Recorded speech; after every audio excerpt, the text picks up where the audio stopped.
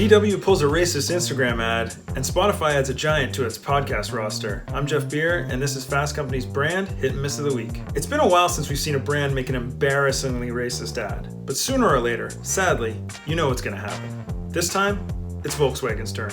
This week, the brand was forced to pull a German-language Instagram ad for the new Golf model after a huge social media backlash.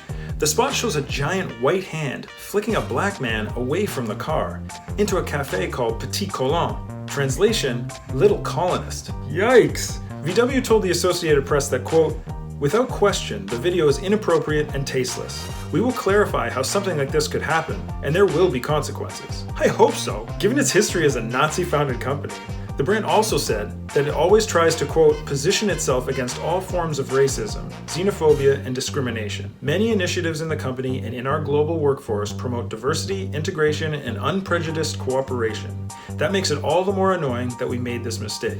This is just the latest example of brand laziness when it comes to how marketers think of the images they put out into the world. Remember Heineken's lighter is better spot?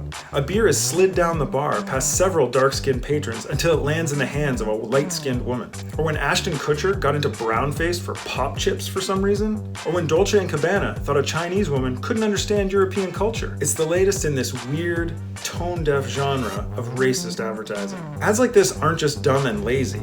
They're a bad reflection of either the racial and cultural diversity of the boardrooms where decisions are being made, or a brand culture that doesn't allow people to speak up against idiotic things like this. Either way, it's not a good look. Do you realize how many layers of approval ads like this need to go through for major brands? It's mind-numbing, which makes mistakes like these even more egregious. Hit honors this week goes to Spotify for signing Joe Rogan to an exclusive podcast deal. While this isn't explicitly a brand move, it absolutely is a major boost to the Spotify brand as a podcast powerhouse. Since last year, Spotify's head of content, Dawn Ostroff, has been on an A-list role, signing the Obama's Higher Ground production company to a podcast deal, and buying The Ringer, Bill Simmons' sports and culture website and podcast network.